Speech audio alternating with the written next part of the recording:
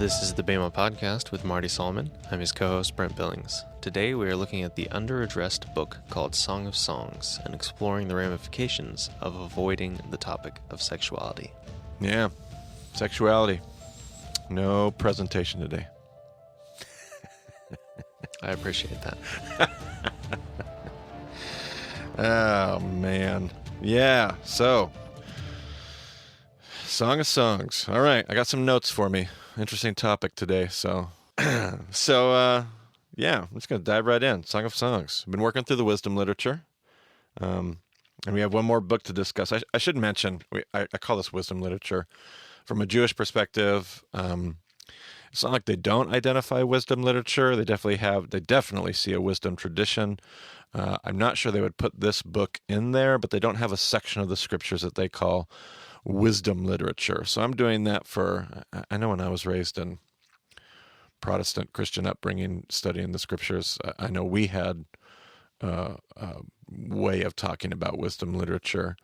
I'm doing it more for the purposes of my teaching and the fact that most of my audience is definitely Protestant Christian. So that's kind of why I'm doing it. Song of Songs ends up in we've talked about the Ketuvim. Do you remember what that meant, Brent? The writings. The writings, right? Yeah. So we had the Torah, books of Moses. We had the Nevi'im, which was the prophets. And then we had the Ketuvim, which is the writings. Song of Songs definitely ends up in the Ketuvim. It's a part of what's called Chamesh Migalot, the 5 scrolls. And there's 3 different sections to the writing. The first one is the poetic books, books of poetry, Psalms, Proverbs, and Job, I believe. Now, I'm going to flip right over here and check that before I give anybody false information. Yeah, Psalms, Proverbs, Job. And then Chamesh Migalot includes Song of Songs, Book of Ruth, Lamentations, Ecclesiastes, Book of Esther. So even the Chamesh Migalot puts this in the same section as like Ecclesiastes. So there's some wisdom literature in there. The other books of the Ketuvim end up being Daniel and Nehemiah and Chronicles. They're kind of outliers. They sit in their own section, if you will. So as we're talking, let me just give it that disclaimer. We've been working through the wisdom literature, and we've got one more book to discuss before we turn our sights towards the prophets. We've been discussing the idea that throughout the period of history where Israel struggled with a cycle of redemption, our theme for the book of Judges, during this period, and even going into the Kings, Samuel, Kings, Chronicles, like during this whole period as Israel is struggling to walk the path, applying it to our lives during our periods of struggle as we try to walk the path, I suggested that God provides us with tools. And that's kind of how I like to teach the wisdom literature. There's a handful of books here written during this period, written by some of the kings, written by David, Solomon, collected by Solomon, written by maybe others, who knows. And there's a collection of writings here that serve as tools that we're going to need. We're going to need these tools with us on the journey if we're going to make it through the struggle that you and I know as life. And so we talked about Psalms, because we said we're going to need to sing. If we're going to make it through this struggle, if we're going to make it through the daily slog, we're going to need songs. We're going to need to sing. And then we're going to need some wisdom. And so we talked about, what do we call Proverbs, Brent? Wise sayings that are generally true. Wise sayings generally true. WSGT, shorthand. Yeah, these are these wise sayings that are generally true. So we're going to need songs. We're going to need wisdom if we're going to make it through this journey. We're going to need some daily nuggets of goodness, if you will, and we're going to need purpose. And so we looked at the book of Ecclesiastes, and we said that Ecclesiastes was all about meaning in life. But there's one more tool that we're going to need if we're going to make it. If we're going to somehow make it down this path that's hard, and sometimes it's rewarding, and sometimes it's not, and just that path that we know as life, we're going to also need relationships. Now, this book is going to focus on sexuality. I don't want to give the implication that what I'm saying here is we're going to need romantic relationships. There's an amazing call for a lot of single people out there, and the church has done enough to give the implication that if you're not married, you're not whole, or you're not enough, or you're not complete. And the scriptures are quite adamant. Early Christian teaching, very adamant, that there is a special gift, the gift of celibacy, if you will. And that's not just for monks, although that's amazing. It's not just for priests, although that's amazing. There's a lot of people, just general, average people, that God has called to a different kind of experience. Now, most of us have had different experiences or are headed towards different experiences. But I don't want to insinuate that in order to make it in this life, you're going to need to find a spouse. That is certainly not at all on any level what I would ever want to communicate. In fact, Paul might suggest something quite a bit different, which is the whole thing gets a lot more complicated when you get married. It's not to say that marriage is bad, not at all.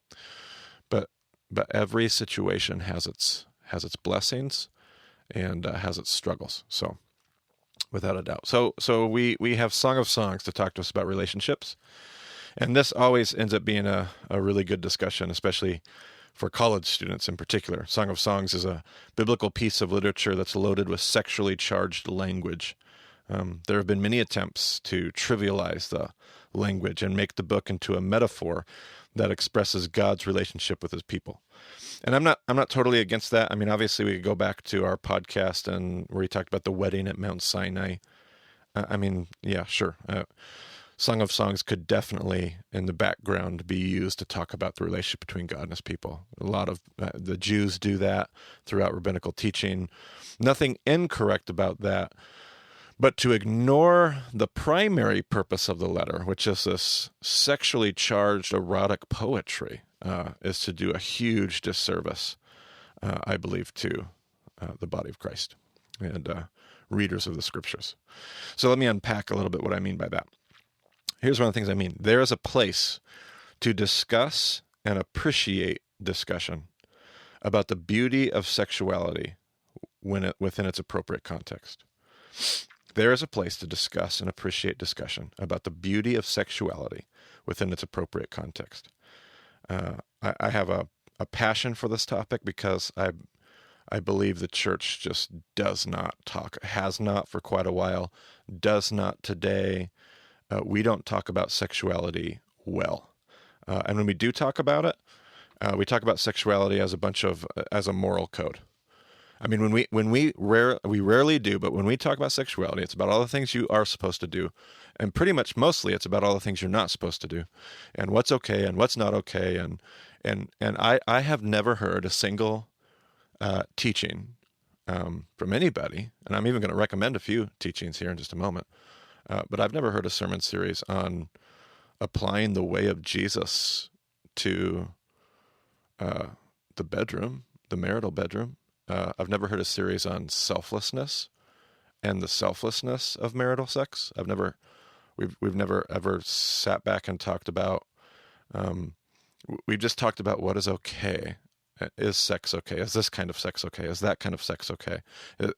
It's always a morality discussion, and it's no wonder that we have such a dysfunctional ability to lead our culture in issues of sexuality. To impact our culture and issues of sexuality, because we don't know, quite frankly, what to do with our sexuality. The topic is viewed largely as off limits and is therefore an untouched oasis of misunderstanding. I like that line. I wrote that a while ago. An untouched oasis of misunderstanding. Man, who wrote that? That's pretty good. Man, my goodness. We have so much skewed understanding in the realm of Christian sexuality. I'm not even sure we even know where to begin.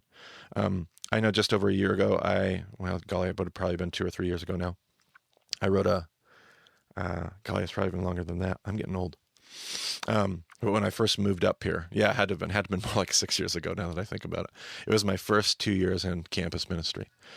I was so struck by the amount of sexuality conversation that I was having with students and the lack of anywhere to go in the church to have that conversation, that I wrote. It was going to be an 8-part blog series. I actually had to stop. I stopped for 4 parts in and just really didn't feel like I was the authority or something was off. And I still haven't felt like necessarily to this day I have the green light to that God has given me the nudge that it's okay. I just don't feel something's off. I'm not sure what it is.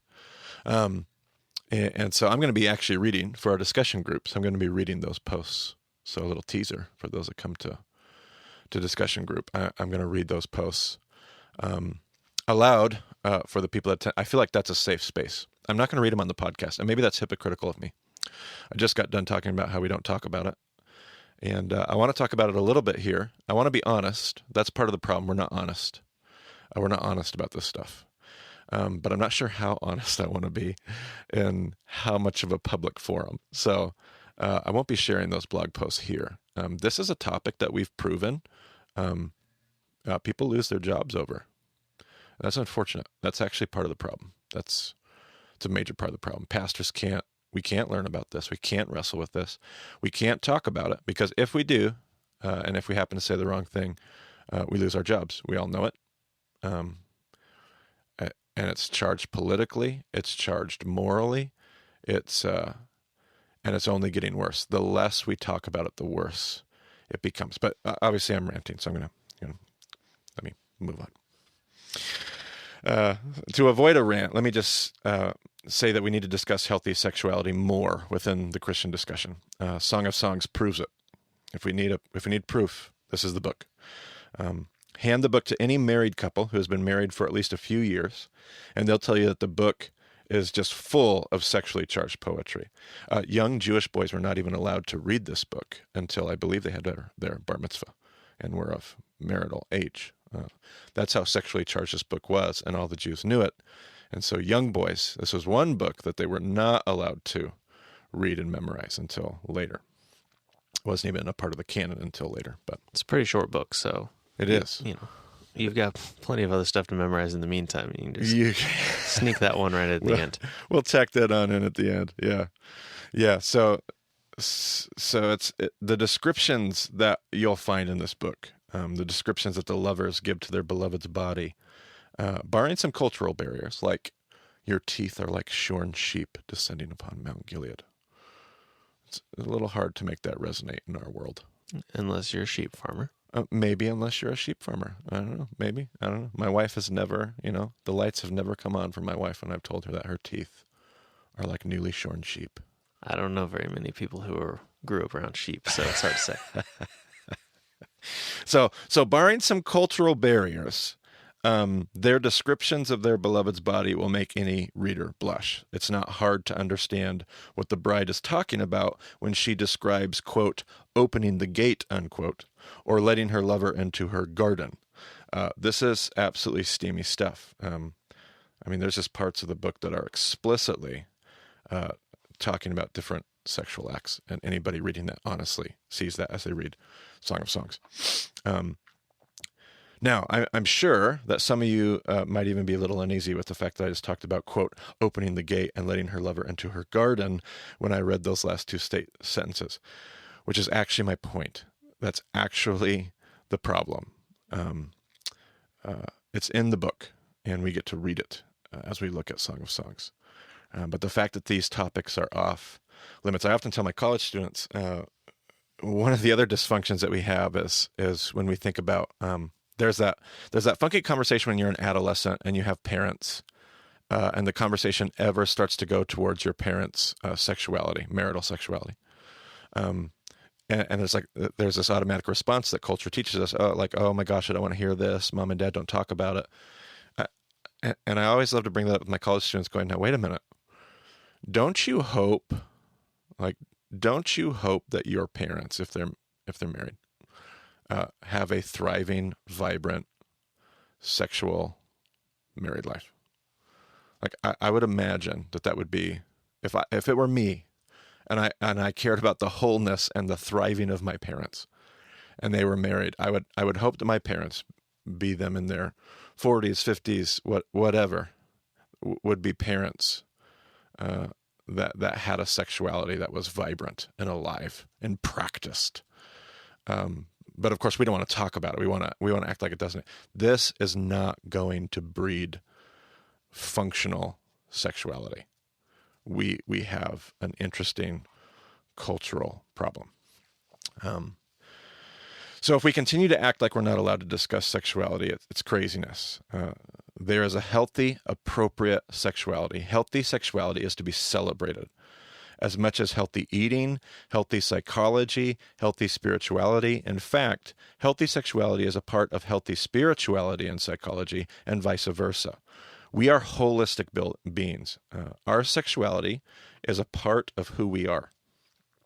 Our sexuality is something that it doesn't sit over in its own category. It's not it doesn't exist in a vacuum. I am a mental, intellectual being. I am a spiritual being. I am a physical being. I am a sexual being. Not just if I'm married. Every human being is a sexual being. Marital relationships get to experience that in a particular way. But we are all, as human beings, part of us has a sexuality.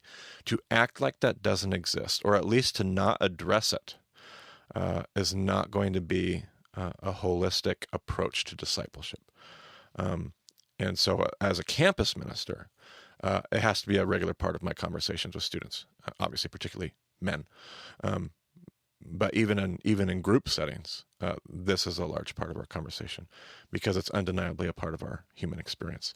So I'm gonna recommend a couple books here. If you want to read more about that idea, about us being sexual beings, I'm going to recommend a book, Sex God by Rob Bell. And I know some people, the rest of my talk here, I'm actually going to pull from a pneuma that Rob also did. So we'll wrap up our podcast here with just a few thoughts about the different kinds of Hebrew love. That conversation actually comes from a pneuma video that I watched years and years and years ago from Rob called Flame. So we will put that in the show notes as well. Now, some people might be, Rob Bell's kind of a polarizing figure anyway. And some might be thinking, golly, he's like the worst person to go to. The worst for your sexuality resources. To which I'm like, I disagree, but nevertheless, great. So who else is talking about it? Who else is talking about sexuality in a way that's not about morality? I read Driscoll's book, not a fan. There's not a whole lot of works out there. There's not a whole lot of works out there that are saying this is what healthy sexuality looks like. This is where sexuality comes from. There are some specialized books about different issues, but we're not having this conversation. So I don't have a whole lot of options to recommend. So if we don't like it, somebody ought to do something about that. Well, I've seen that Numa video, and I do like it. It is good. Yeah, absolutely. And that's from like years and years and years ago when people still thought he was not a heretic. So. Yeah, I think I saw it probably in like 2004 or something. Like it was a while ago. Yeah, when you look at it, you'll definitely realize, boy, that's bleach hair, Rob Bell. Yeah, he hadn't gone off the deep end, so you can trust what he said back then for sure. My goodness. Okay. I think Brent said that tongue in cheek. He knows I'm a big Rob Bell fan. Yeah. All right. So let's see here. So let's just talk about love for a moment and part of the problem. There are three Hebrew words that can be used to talk about love, particularly romantic love. The first word for Hebrew love is rayach. Now, rayach, for those of us that say Shema, we say Shema at the beginning of every class. We talk about, at the very end, there's a line. Ve'ahavta rayacha kamocha. And that means what, Brent? Love your neighbor as yourself. Okay, love your neighbor as yourself. And the word for neighbor is? Rayaka, right? Rayacha is your neighbor. And so the word rayach and rayacha are connected in root. And this is a neighborly or a brotherly love. It's a love you would have for your neighbor or your brother. The word expresses a kind of familiarity. But when it's used in a romantic sense, raya is the poetic infatuation that a person experiences when they begin a new relationship, where they can't stop thinking about the other person. When I do this talk for weddings, I often say, it's the raya that says, no, you hang up the phone. No, you hang up the phone. No, you hang up. No, I love you more. No, it's that electric, poetic infatuation that is raya. Now, the next word for love is achava. Achava is not raya. It's not poetic infatuation. Ahava is commitment, both romantically and not romantically. Ahava is a kind of love that says, I'm going to be here for you no matter what happens, no matter what comes around the corner, no matter how I feel. Like Raya is all about my feelings. It's all about the electricity. Ahava is a love that it doesn't matter what my feelings are. It doesn't matter if the electricity is there. I'm going to be there for you no matter what. Now, it's interesting, side note, little PS here. When we were talking about Shema, we had, what was the last line, Brent? Ve'ahavta. All right. So the kind of love your neighbor as yourself. God doesn't ask us to raya arayacha, to brotherly, neighborly love my neighbor. God asks us to have ve'achavta, ahava, ve'achavta rayacha kamocha, to love my neighbor with a committed kind of love that says to my neighbor, I'm going to be here for you no matter what. It's an interesting little side note. Now, romantically speaking, there's a third kind of love. So we have raya, which is the infatuation, the she's my best friend, that kind of love. There's the ahava, which is hopefully what a marriage commitment would be about. I'm going to be here through thick and thin till death do us part, good times and bad times, rich or poor. And then there's dode. Now, dode can mean uncle, but romantically speaking, when it's used as romantic love, dode is the sexual erotic love. Song of Songs will use the word dode, I believe twice, where it talks about kiss me with the kisses of your mouth, for your dode is sweeter than wine, I believe is the quote. She speaks of his erotic love, his sexual intimacy love, and she calls out for it. And so that's dode. Now, the point that Rob makes in the Numa video is very well taken, which is you as a human being, these loves, when we speak of romantic marital relationships, these loves are designed to work together. So the Numa is called flame, because he speaks of every love as a flame. And by the time he gets done with the video, what does he do, Brent? There's like a giant fire. A gigantic bonfire. Yeah. Apparently you could see it from miles and miles away, I've been told. It's you got to see it. It's impressive. And the illustration is, listen, you got raya, and it's a flame, like a match, a lighter. And you got ahava, and it's a match, and it's a lighter. And you got dode, and it's a match, and it's a lighter. But the three are designed to work together. And when you put them together, you get this huge raging fire, which is the marital relationship as we read about it in Song of Songs. And the dysfunction happens in culture when we take one of those loves away. And so we might know people. We might have parents, or we might know others, or it might even be us, who's in a relationship where there's dode, and there's ahava, but raya left the building a long time ago, and it doesn't like. Now, raya always, by the way, important for college students that are listening, raya comes and goes. It's a natural part of our experience. There are definitely mornings, you've been married for a while, Brent. There are definitely mornings where we wake up and we're not exactly just charged full of poetry. I'm almost never charged in poetry. You don't say. I'm not really known for my words. Man, that sultry Although voice. Maybe to some of these podcast listeners, podritioners, they might only know me through my voice, but not necessarily a big words person. Yeah. So that's funny. So that's a part of love that rages and dies. It's a fire that waxes and wanes. It has an ebb and a flow to it. That's why ahava is so important. But we all know those relationships that they're not even trying. Raya is not even, there's not even an attempt at raya. And so the marriage is dysfunctional. Or maybe a marriage that has raya and there's ahava, but there's no dode, and something seems to be off and something seems to be missing. Or there might be relationships, of course, we have the dysfunction of our culture, which is we don't have the ahava. We have the raya and we have the dode, but no ahava. And that creates its own dysfunction. So these loves that are put within human sexuality are meant to be experienced together. So I have some closing notes and then a closing observation. When we speak of romantic relationships, we have to understand that God designed all three of those loves to work together simultaneously within a relationship. The struggle comes when we find one of those loves missing from the equation. In the college culture, it's very popular to engage in dode after experiencing brief rayah and not have any ahava. It's dysfunctional and destructive. Ancient biblical culture, if you remember our description of arranged marriages, so go back to think about ancient Eastern marriages. They start with ahava, they move into dode, and then hoped and worked for rayah. And if that wasn't accomplished, it too was dysfunctional and destructive. So it's not like there's a method here that's the right method, but they all approach it from a different angle, and they all have their particular challenges. We certainly have our challenges in their culture. And I find it interesting to imagine the biblical culture, which would start with ahava. We look at that in our culture, we think it's almost unethical. How dare we start before there's any rayah, before we've learned if there's any chemistry. It's not necessarily a right or a wrong, but it certainly had its pros. I wouldn't necessarily say our approach is working very well in our culture today, as far as success rate.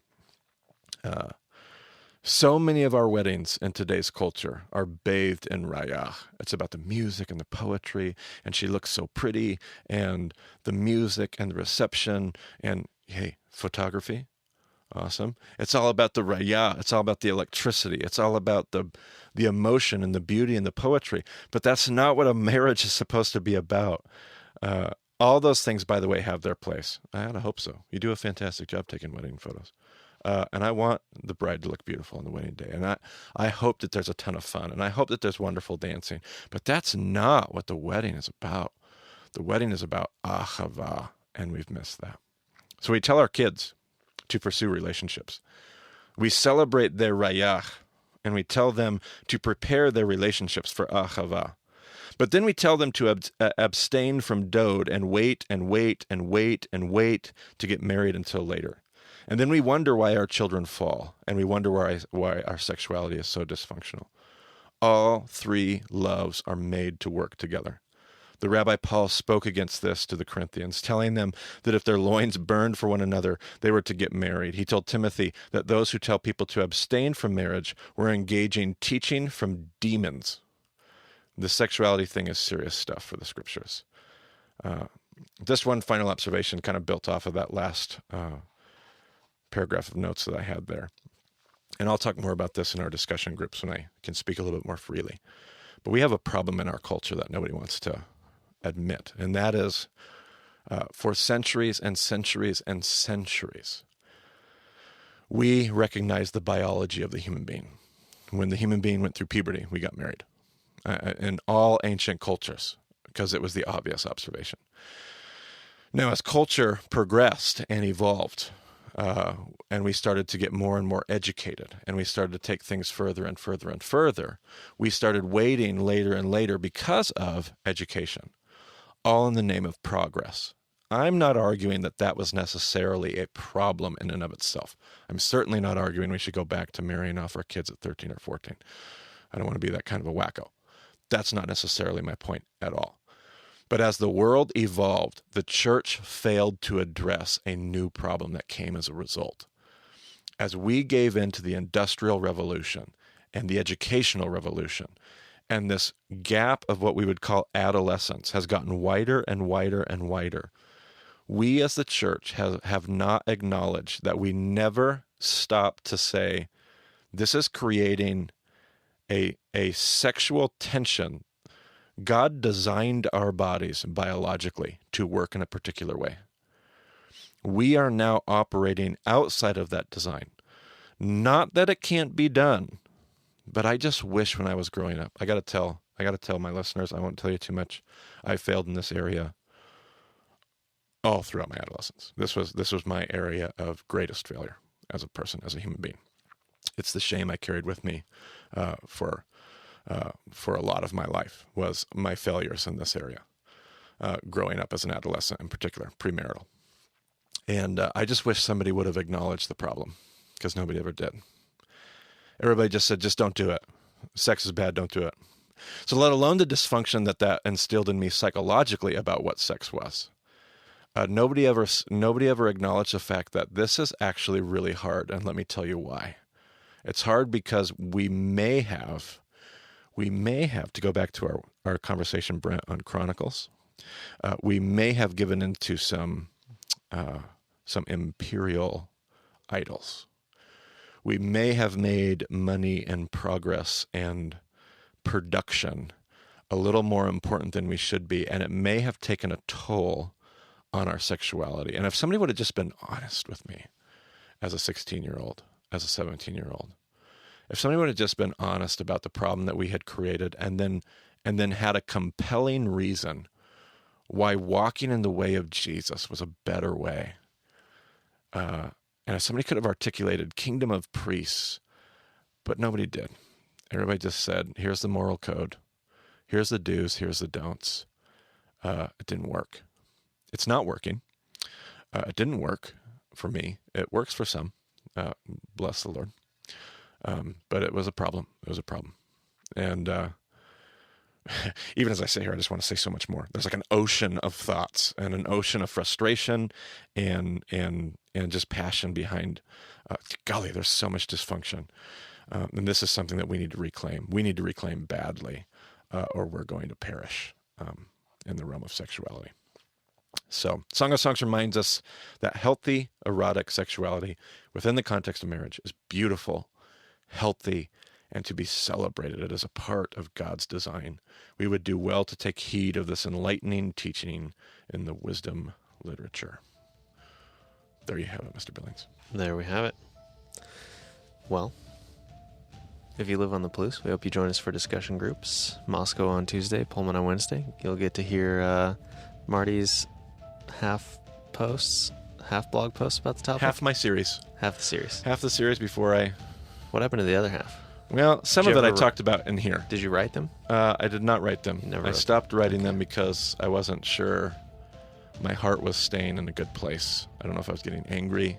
But a lot of the content we talked about in this podcast and kind of unpacked there. So the stuff that I have written is more going deeper into some of the larger cultural systemic issues that I think we have, particularly in our particular conservative Christian context. Sounds good. So join us and hear the rest of that story. And also maybe check out our Facebook page. Perhaps Marty will toss out a little nugget of Song of Songs information there. Oh, I doubt it, but maybe. You never know. Well, you never know. You never know. There's always good stuff on the Facebook page. And of course, you can get a hold of Marty on Twitter at Marty Solomon. You can find me at EIBCB. And you can find more details about the show at BayModDiscipleship.com. So thanks for joining us on the BayMod Podcast. We'll talk to you again soon.